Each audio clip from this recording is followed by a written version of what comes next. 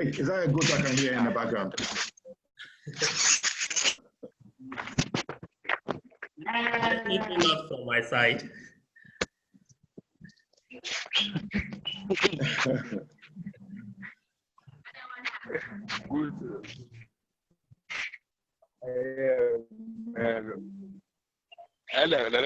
That's a good I can hear about. Okay, so the slide, the presentation is going to be styled in this. We'll have a glance look.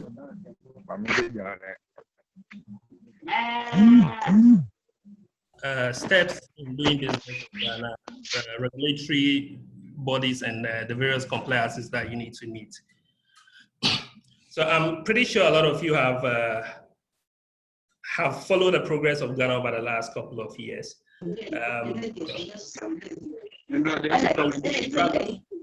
the last 20 or so years, we've seen a lot of development in the country. We've moved from when Rawlings was moved for a very long time. We had President before. Okay, bye. Hold my hand. Hold my hand. Hold my hand. We have some feedback from someone. Hold on. Let me try and unmute everyone again, and then I'll them. Okay, that's fine. I think it seems fine. Adam, carry on. Okay, sure. So we've had a lot of progress where things have worked out pretty well for the country. In terms of the demographic, we are roughly about 30 million people now. 54% of that number lives in the urban area. We have a very young population where we have over 55% of the total population of Ghana below the age of 25. We have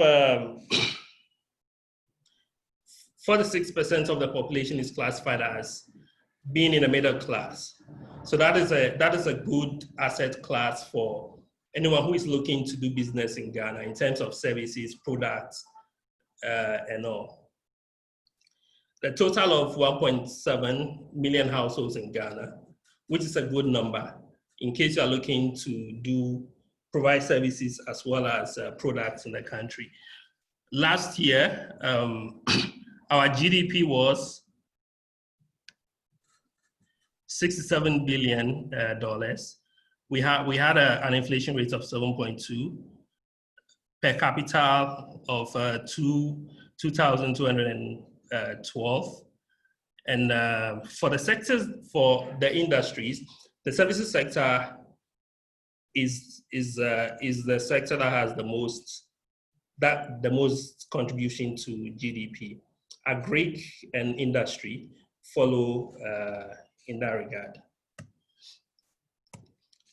So looking at the progress that the country has made over the last couple of years, and tying it to the current situation in which we are, there are quite a number of exciting business opportunities that exist in Ghana.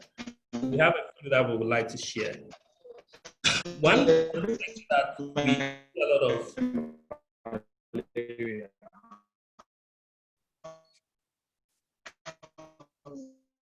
One sector that we see a lot of interest in and opportunities is the retail. If you remember the demographic game, we have a good number of people who are in the We have a good number of people who are in the middle class. So that presents a good opportunity for whoever is trying to look into the retail space. Though we've seen progress in the formal retail space, the informal market still controls a lot of what happens in the retail sector. Famous undertook a study last year on the retail space in Ghana, and we found out that households generally spend about 500 Ghana cedis, which is equivalent to just a little below $100 on food every month. if you calculate that together with by the number of households that exist in Ghana, it means that the potential market size for a food industry will be about $1.7 billion. If we have 1.7 households. We've seen a lot of progress, a lot of online business, e-commerce, and we realize a lot of people are also using social media to market their products. So whoever is looking to come into the market, considering to undertake projects in the retail space, those are some of the things that you have to keep in mind. The next opportunity that is fast gaining grounds is tech and innovative solutions. More and more, we're getting to see that Ghana is becoming a hub for the tech startup in Africa. So we have the likes of Kenya, Nigeria, Egypt, and South Africa that lead in that regard, but Ghana is fast catching up with them. We've seen a lot of technological developments from Ghana in edutech, agritech, fintech, meditech, and all that. So if you are in that space and you're looking to come home, it's one of the areas you can consider when you want to invest in Ghana. Agric is a go-to area. I know on the platform, there has been a lot of discussions on agriculture and its potential. We're still not there yet. We still do a lot of subsistence farming, but you still get a lot of people now who are moving into commercial farming. And it presents a very great opportunities for those in the diaspora to come home and take back. The advantages you would have would be you can build a market in Europe, produce in Ghana, and the good thing is it's just 6 hours from Ghana to Europe for you to make it to Europe. So you can produce in Ghana and export to Europe anytime at all you want. Real estate is also one area that has seen a lot of private capital investment. I must say that a lot of the development that has happened over the last couple of years has been private capital investment in the real estate space. So you have new developments that have come up around the airport city, a redevelopment of the likes of Cantonment, Laboni, people buying old houses and turning them into townhouses,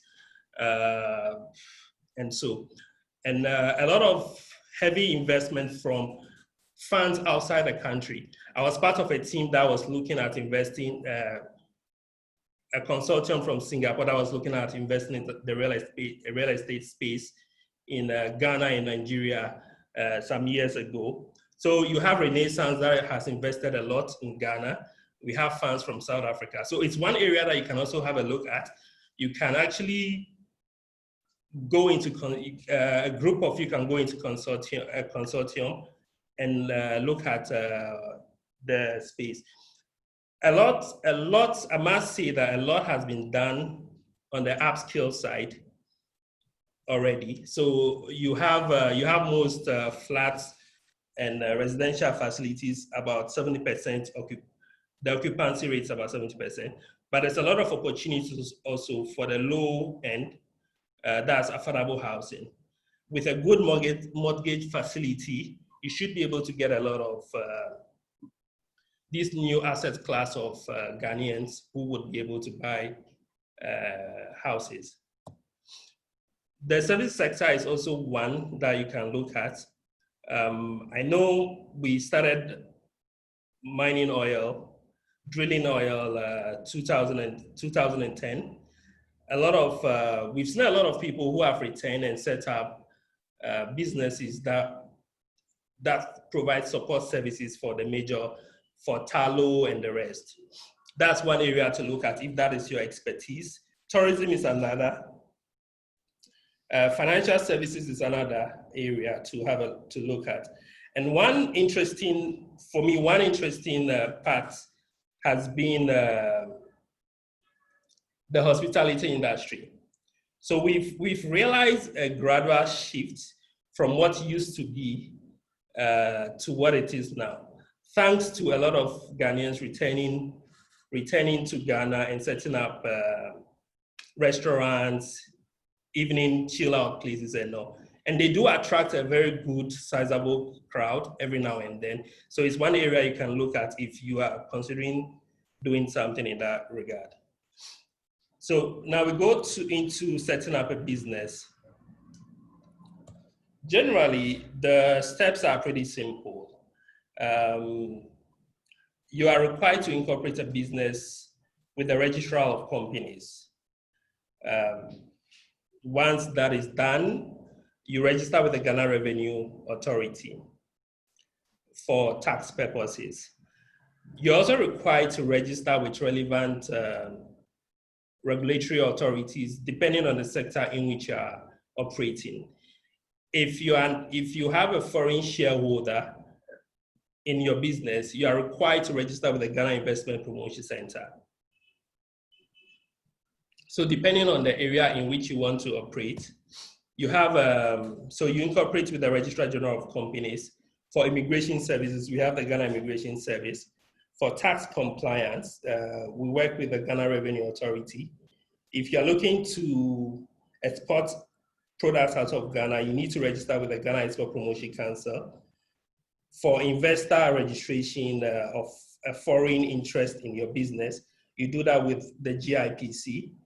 We have the Ghana Free Zones Board that regulates manufacturing companies that export 70% of whatever they produce. Then we have the Food and Drugs Board for the various licenses for food and drugs, medical equipment and all. If you're looking to do the downstream, you look at the Petroleum Commission, so providing services. The National Petroleum Authority is also there. For construction work and all, you talk to the Ministry of Works and Housing.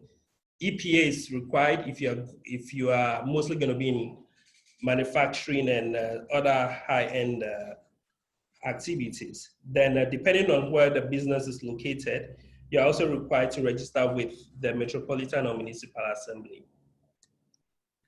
We realize that, okay, so people do certain basic, would I call them mistakes when they are looking to set up or going into partnership with someone. We advise that you do a proper due diligence on whoever you're going to go into partnership with. If that is the road you want to go with, make sure you check on the legality of the company, that company documents that have been presented to you. In as much as the system seems okay, you could still get somebody producing a fake document and presenting to you as a genuine document. So you will need to do those background checks. You need to check to confirm the location of whatever assets the person is presenting as a potential partnership. Somebody might tell you, okay, I have a house in this area, but you go there and it's actually a mango tree or so. And make sure you also talk to the relevant government departments on what is required and all. Avoid contracts that will ask you to pay 100% before it is granted to you. If you have a foreign interest in the business, you are required by GIPC to transfer funds into the country. What we realize is a lot of people transfer the money into their personal accounts instead of the account of the company. You need to document all receipts or payments you do in Ghana because sometimes you are required to show evidence of that. Always keep in mind that promises are not the same as the actual sale. A lot of people will also tell you that, okay, I know this person in a ministry, I know this person in the government, they can facilitate. It is good to have connections, but make sure that you still know the processes by yourself and you follow through. Make sure you have a good due diligence on whoever you are dealing with. And make sure you also register your business. I put this together to say, okay, if you want to succeed in Ghana, a lot of people come in after 1 or 2 months or so, they get discouraged and they go away. I say for you to succeed in Ghana, you need to be innovative. Whatever approach you are trying to replicate here should be something that will excite people and that will draw people to you. I see that a lot of those in the diaspora who have come back to Ghana have tried new things. So you could just take basic, simple things that work in probably UK or US and replicate it here. Because you have a growing middle class who has a lot of information to what is happening around the world, we have a lot of people who appreciate the very innovative and smart stuff. Be different in whatever you are looking to do. Do not follow through what everybody is doing. Talent is hard to come by here. It's one of the most difficult things to do. Alex would probably agree with me that getting the right people to work for you is probably the most difficult thing. Getting them to understand where you want to take the company is another thing altogether. And getting them to appreciate why they need to do what they have to do is another thing. So you would have to invest a lot in whoever you hire to work for you. You have to be resilient. It's not a short-term project for you. It shouldn't be a short-term project for you. You should look at it in the long haul. A lot of companies that have succeeded in Ghana stayed on for more than 10 years, and today they are household names. Several of the Lebanese companies that are here today started so many years back, but they kept at it, they built at it, and they become successful today. So basically, Kwame has told you what we do. We are Famous Advisory, provide 3 services mainly: market research services. So if you're looking for insights into the market, market data, and all, we are able to do that. We connect also businesses in Ghana to foreign businesses. We've handled a lot of trade delegations to Ghana from Turkey, Singapore, France, US. We had business matchmaking services for them, brought them Ghanaian companies who they could interact with. So we are able to provide all those supports for anyone who is looking at that. And we help you set up eventually. So if you're looking to do your business registration, tax advisory, immigration support, and all the regulatory permits and licenses, Famous is able to help you do that. Over the years, these are some of the clients we've built, some of the companies we've worked with, a few. So thank you, and we are ready to take your questions. Thank you so much, Adam. That's fantastic. At least one of the things I wanted to ask was opportunities in Ghana. That's the most important for me in this session, and you covered it quite well. I mean, for myself, I think one of the areas that I'm very much interested in is agriculture. Okay. Now, in terms of someone like myself, I don't currently live in Ghana, but then I do want to get into agriculture, you know, irrespective of what I want to do. How do I solicit for land? And, you know, where do I get the information if I want to know the particular area to go into, whether it's to grow maize or palm? Is that, I mean, where do I go for that kind of, where do I start? Okay, for a start, unfortunately, our land tenure system is invested in the chiefs in Ghana. Right. So then it's one of the difficult problems that you face every now and then. But I know over the years, GIPC has also built land banks across the country, and they also work with some of the chiefs across the country as well, for them to designate certain portions of land for development. GIPC would be a good source to start from. They would be able to provide you with some of the people. Famous on our own, we are able to help you with that as well. Market intelligence on where to get land for what you want to do as well. Brilliant. Okay, thank you very much. I have a lot of questions, but I want to give other people a chance. Okay, yeah. Is there anyone now, if you want to ask a question, just unmute yourself and then ask your question, please. Otherwise, I will ask my next question. Anyone? I have a question. Okay. It's Jackie Eden. It's just in relation to if you wanted to set up a form of educational institution, what's it Yes. like? So the assumption is you just get the land and you advertise and just the normal protocols that you might follow in the West. But what's it like, or what's the terrain in Ghana, especially in Accra or the outskirts of Accra? Okay, so you would have to get the area where you would want to operate from. But depending on which educational institution you are looking to set up, there are a few agencies that you would probably have to register with. So you would have to talk to the Ghana Education Service. The Ministry of Education is another. If they have an association of private schools, you would have to register with them as well. If it's for tertiary purposes, you would have to register with the National Accreditation Board. They have a set of requirements that you need to meet. Once that is done, you are good to go. Thank you for your question, Jackie. Anyone else? Thank you. Yes, here is Alice. Hi, Alice. Hi. I have a question, Adam. What is required in order to open a business in Ghana? Like, for example, I'm a German national. I don't have a Ghanaian passport. Can I still open up a business in Ghana? Yes. So 100% ownership is allowed for a foreigner. But in that regard, you would have to meet the requirements set out by the Investment Act.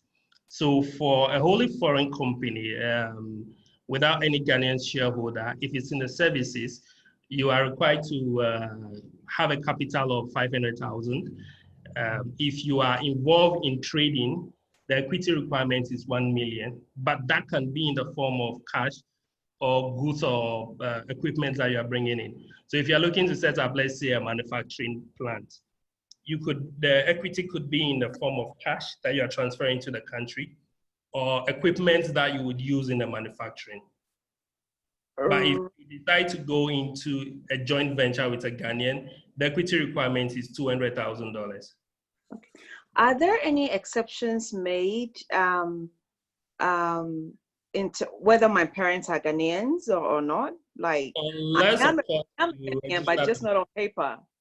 Okay, but do they have a Ghanaian passport? I don't have a Ghanaian, but I can't have a Ghanaian passport. My country does not allow dual citizenship. Yeah, so unless the only time you're not, the country is not strict on the equity requirement is when it's been done by a Ghanaian. So in your case, since you don't have a Ghanaian passport, it'd be difficult unless, of course, maybe your parents are still alive and residing in Ghana, and you set up the company in their name and you operate it that way. Okay. All right. Thank you. Also. Okay. Forgive my ignorance. Yeah. Alice. So in an instance like in your instance where your country, Germany, doesn't allow dual citizenship, how would they know if you have a Ghanaian passport? If you manage to get a Ghanaian, how would they find out? Well, due to technology, they track it now. So, okay. Yeah. Okay. Unless I become a how do you call it, a queen mother or a chief or whatever, Okay. and I have to have a Ghanaian passport, but that's one of the very few instances that they make an exception. I see. I'll speak to my village people and see if we can make you a queen mother. Yeah, Kwame comes from the royal family, so he can actually do that for you. Jonathan, go ahead. Yeah, mine is a really quick one as well. Adam, thanks so much for such a wonderful presentation. My name is Jonathan. And like Kwame said, I am also very interested in agriculture. Okay. What would you say matters in terms of location in agriculture? You know, location of your business plays a very big part. But for me, it's been very difficult in terms of securing land. And at the moment, I'm looking at some land in the deeper part of Volta region where I come from, because I've had my own share of multiple sale of land in Accra, and I just shy away from it. Now, so my question is, would you advise that in setting up some agro business, it is okay to come from say somewhere like maybe Pando or Ho? The reason I ask is, what is the road network like at the moment? What is transportation like? Because of course, when you're investing, you want to tap into some of this. How do you call it? Some of this already, because you don't want to pump a lot of money into maybe transport. You probably want to be able to comfortably get some people to do that, or to cut your goods for you from whichever area you are operating from. So will you advise that you get a land close to Accra being the main city, or it doesn't matter? Thank you. Okay, thank you for your question. I must say the road network has improved over the last couple of years. You actually have better roads out of Accra than in Accra. So Pando, I know the Volta region has a good number of good roads, and the government is also started this whole thing on development of roads, building and constructing new roads. They have done a couple of things where they're trying to build a rail line from Tema to Akosombo. And I know Pando is on the Volta River.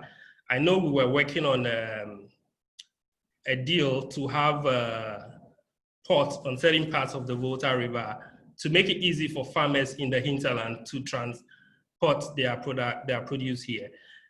Accra, it's very difficult to get land for farming. You would most likely get it on the outskirts.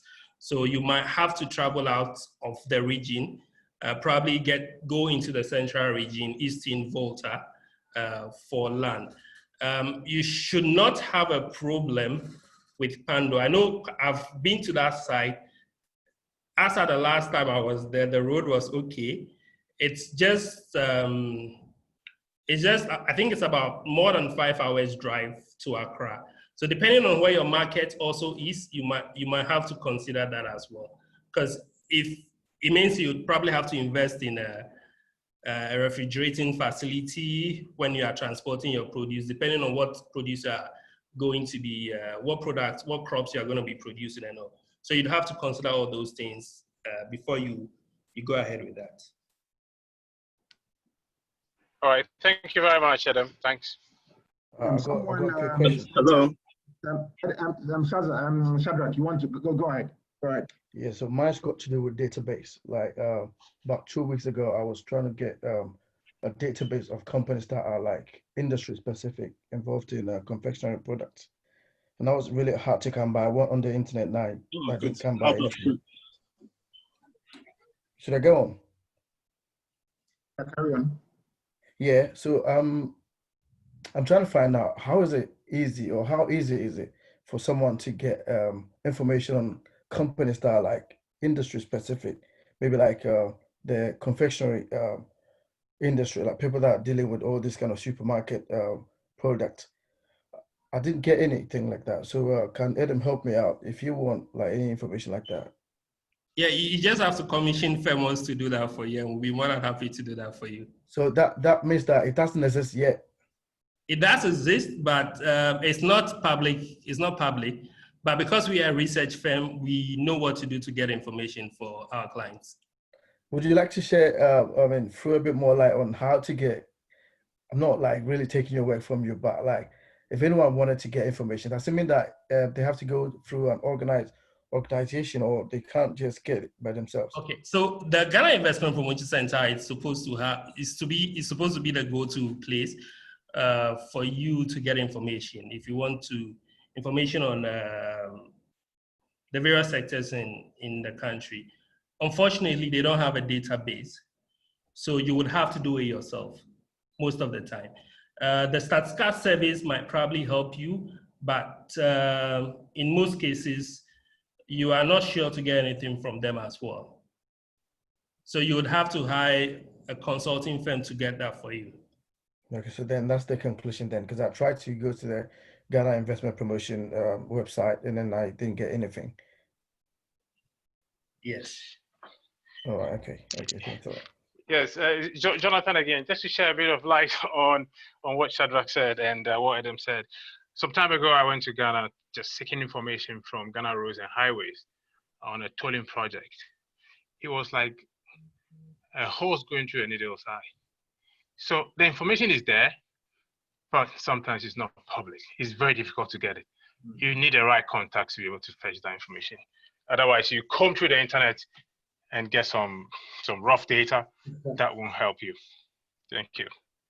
That's why the likes people like Adam and Alex are there to be able to facilitate that kind of information for you speedily.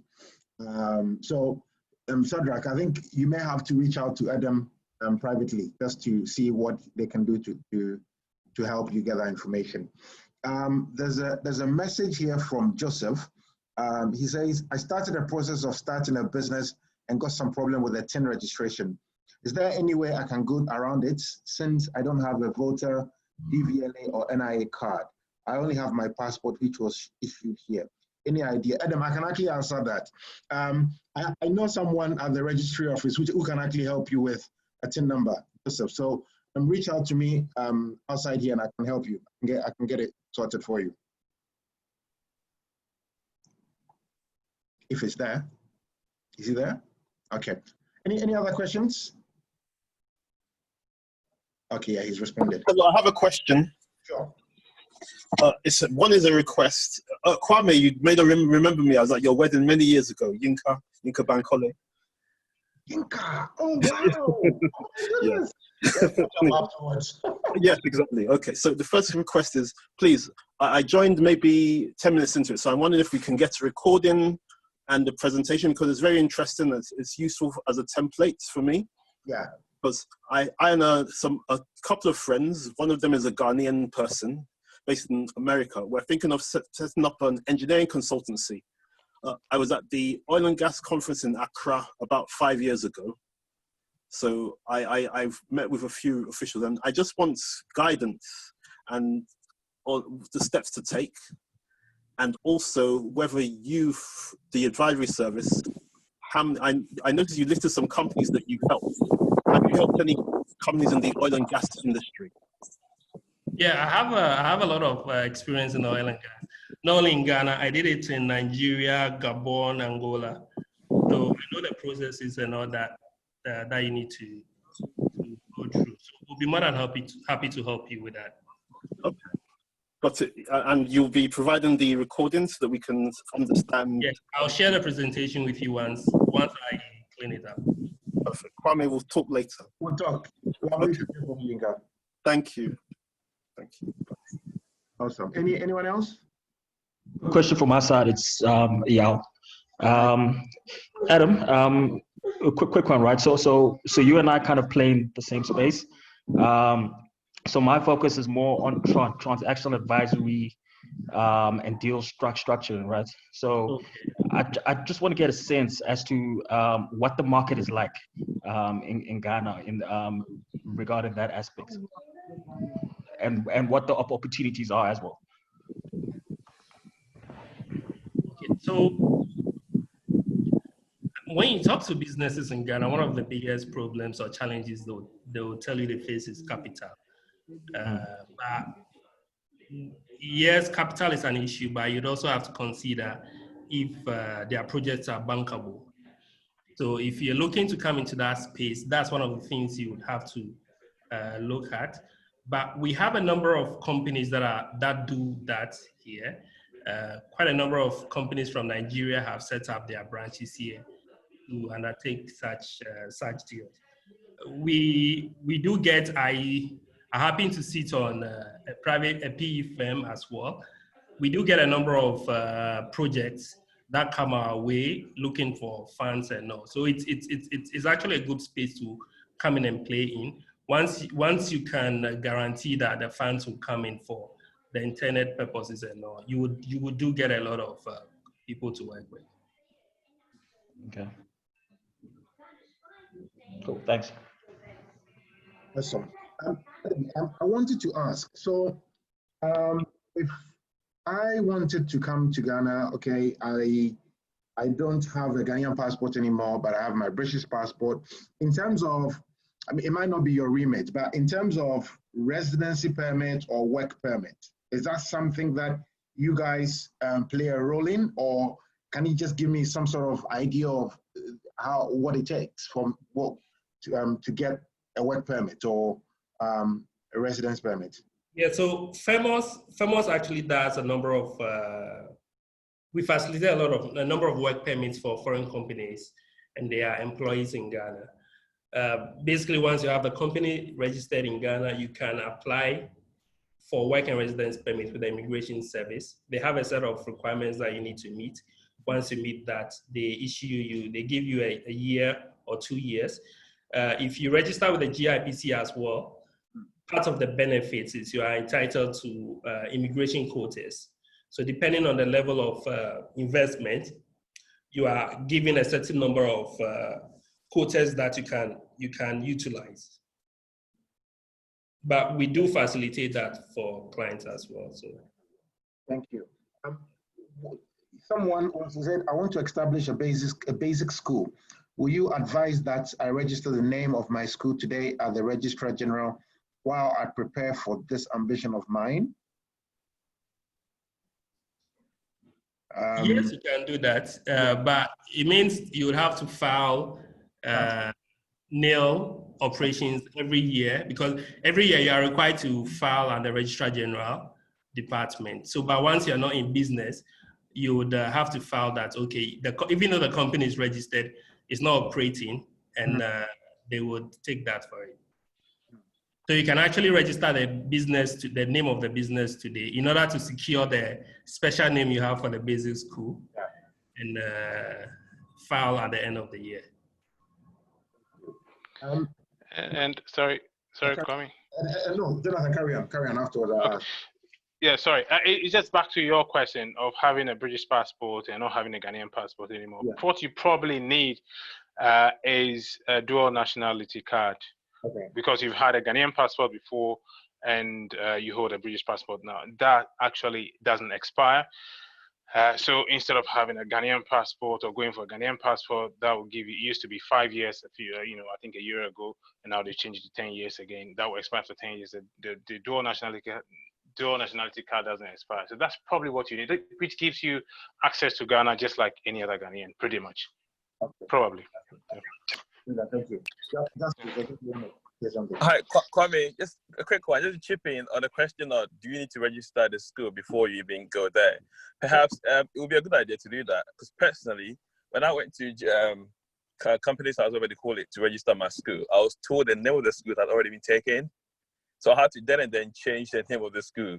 Bear in mind, I had already done years and years of research into what I wanted to do, but had not gone ahead to register it. So although it might cost you in terms of time and on your efforts to do the filing, perhaps it'd be a good idea to register the name as well if you want to get it done. Thank you, Justice, for your input.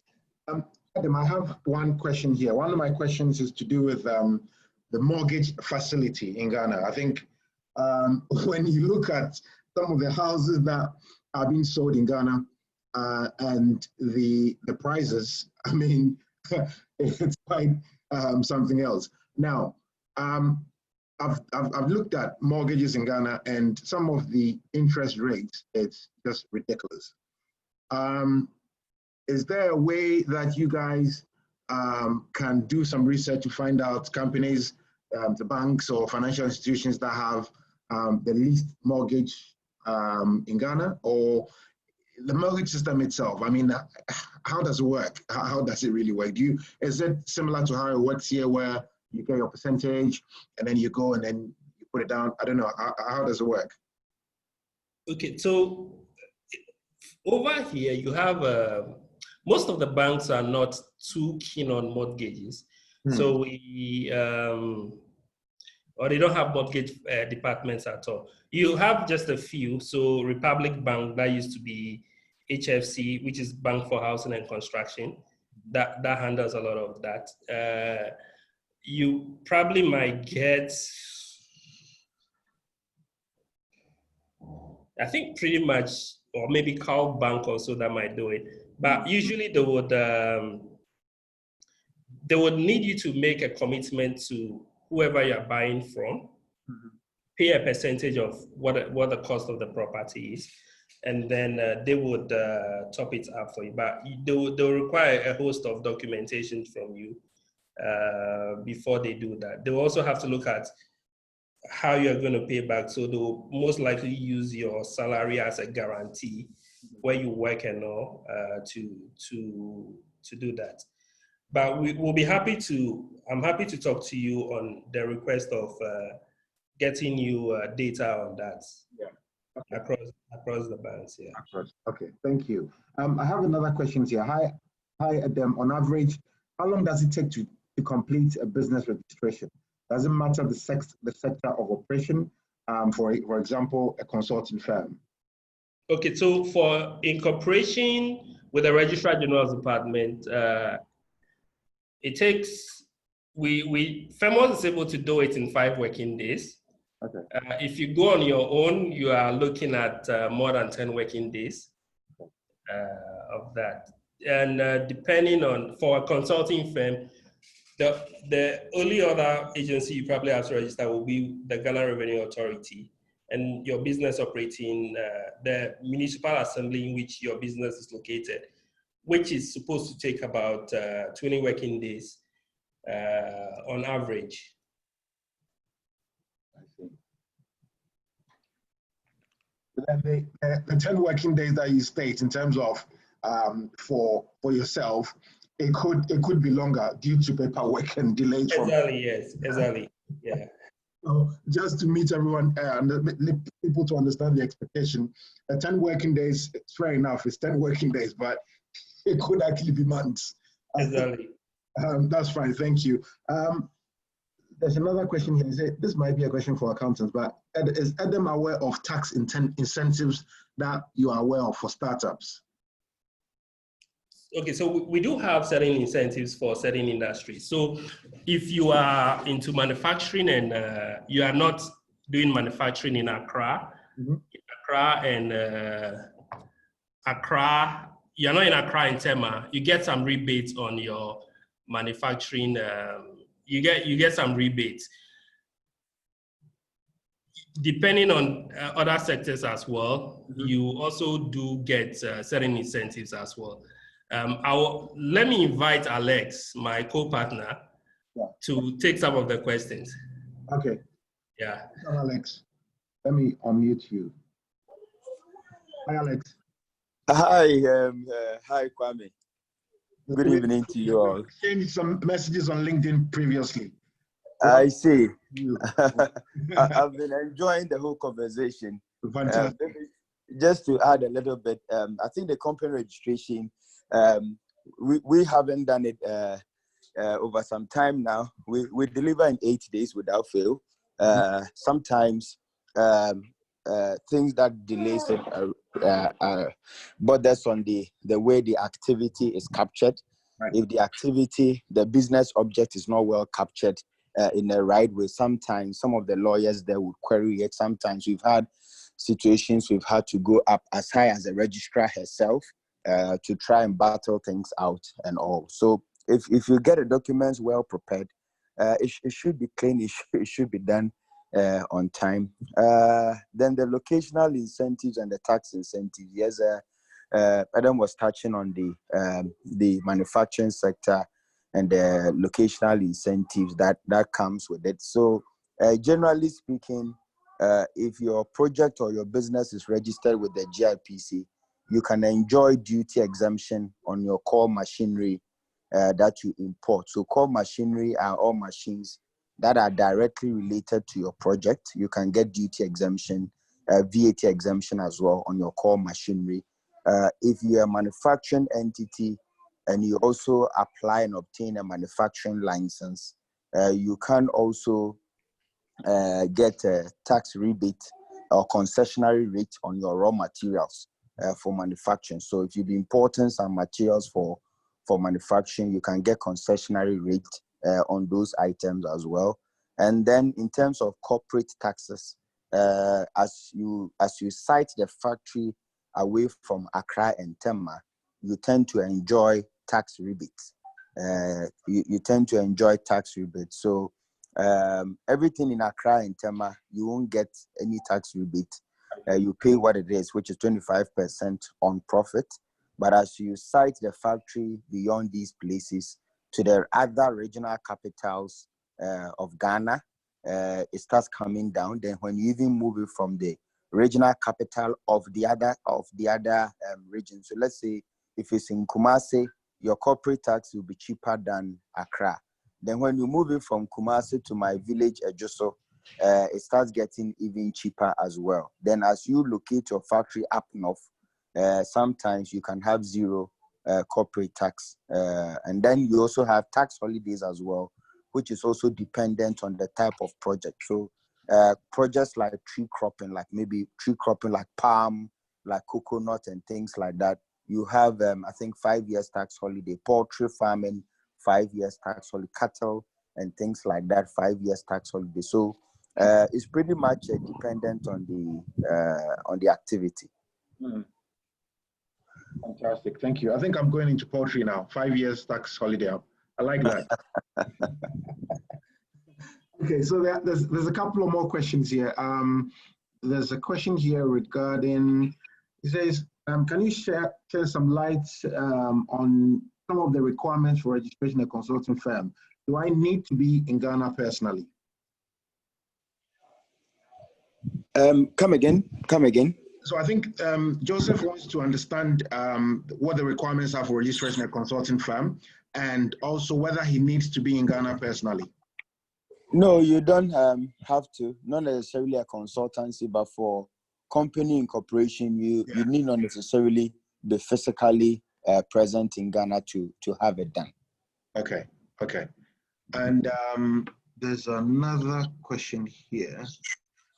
Say, do you have any insights into the legal tech space? For example, insights as to how legal research is done by attorneys in Ghana. What specifically is he looking at in terms of legal research? Is he looking at going into some cases to look at whether we need a bit of clarity on what he means by legal research? Okay. GH Guna, would you like to shed some light on your question? Yes, I'm right here. I could speak a little bit to it. So I'm thinking more in terms of how do attorneys in Ghana, what sort of databases do they have that help facilitate legal practice, and whether you've done any market research into developing technology that will help in the legal space. Adam, would you want to take that one? Okay.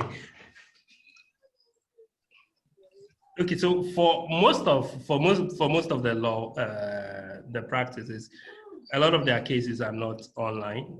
It's the hard copy, but we've come in contact with a company that was looking to digitize it, but the project did not take off.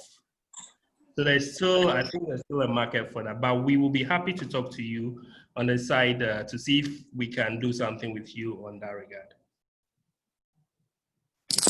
Okay, sounds good. I'll reach out. Thank you. All right, sure. Yeah, thank you. So for those of us that are on the platform, what I'll do is I'll share Adam's number and his email address so that you can reach out to him as well. We want to also keep track on success stories from the platform. So if there's anything that has been a success from the platform, please let me know. At the moment, I have about at least 3 or 4 people that have come together and are actually looking to do something together. So those 3 are great success stories. I'll share the details and then you can take it forward. I think Benjamin wanted to. Yeah, Hi, Benjamin. Hello, Kwame. Yeah, Adam, thanks for the information. I just wanted to ask a couple of questions. To begin with regards to manufacturing, I'm more interested in digital or advanced manufacturing. What are some of the main challenges that people go through? I know energy might be one, but what are some of the other challenges that people go through when they start stuff on manufacturing, and also with regards to the registering with certain the organizations. What if you want to first do, say, proof of concept before jumping into it? Do you still go ahead and register with these associations? Is it advisable to do that? Okay, so I'll take the last bit, and Alex will take the first bit. For registering with the various agencies, what we advise is you can incorporate a business, and once you are ready to go, then you register with the agencies that are responsible for it, because it will require you to pay money. You are required to pay money when you are doing the registration. Alex, will you take the one on the manufacturing bit? Yes, in terms of the challenges with manufacturing, I think primarily energy is a challenge. Making sure you have the right energy mix for the project, because we've had challenges with energy for some time now. So you need to look at that. You also need to look at the labor force. Sometimes you have a bit of dishonesty people in terms of the labor or the human capital. So you need to put in place systems to really check and manage that flow to be sure that you're getting the right efficiency from your project. Again, in terms of citing the factory, I think you need to be mindful of the location, not just in terms of from a tax perspective, but in terms of the road network, accessibility to the market, the raw material. You need to look at it, whether you are targeting the local market or you're seeking to export. You need to look at this so that it will help you to site the project at the right place. This is what I would say in terms of getting into the manufacturing space. Thank you so much. Thank you, Benjamin. I have a question. I think maybe the last couple of questions, and then we can round up. Are there trustworthy companies in Ghana that you would advise us as students to make investments until we complete school, especially in the States? Is that Komla? Would you like to shed more light? Because I'm not sure I get the question. Yes, I think so. Yeah. Komla, would you like to elaborate a bit more on the question? Because what investment in estates, I mean, is it real estate or what exactly do you mean? Are you a student in the UK that you want to invest in an area in Ghana?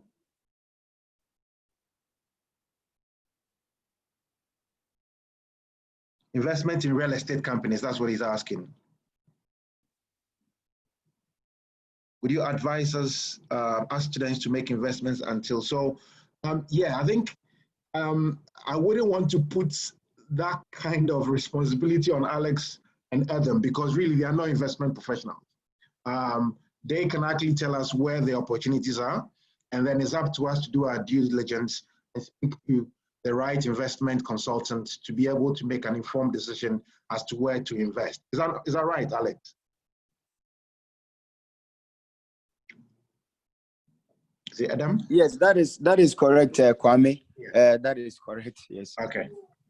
Yeah.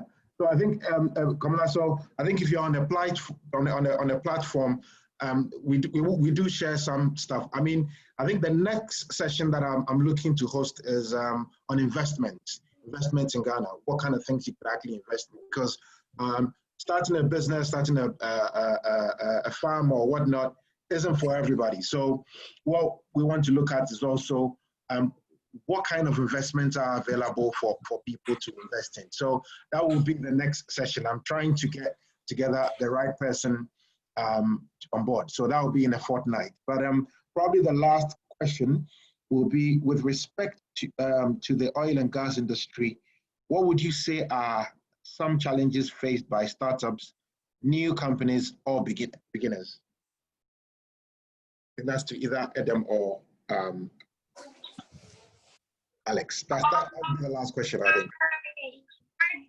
Yeah, sorry. Can you take the question again, please, Kwame? You said the frustrations faced by who? Let me get the question again. It says, okay. with respect to the oil, gas, and energy industry. Okay. What would you say are some challenges faced by startups, new companies, or beginners? I think Adam is better pleased with oil and gas and energy matters. Adam, would you want to take that one? Okay, all right. I think for a start, the major challenge will be meeting the local content requirement. Ghana has a rather strict local content requirement that you need to meet. And also, once that side is off, you'll be competing with companies that are already established they've been doing it since 2010. You'll be competing with those companies. We have it's not easy to come by projects here because when you look at our market, we have, yes, a few fields that are operating, but it doesn't generate a lot of auxiliary jobs for companies that are looking to play in that space. But it's still something that you can look at. I would advise that if you're looking to go into oil and gas, try and get a Ghanaian company that is already in that space. And you have to bring in a technology or skill that they don't have, and you guys can complement. And because they already are registered with the Petroleum Commission, it's easier for you to project your company.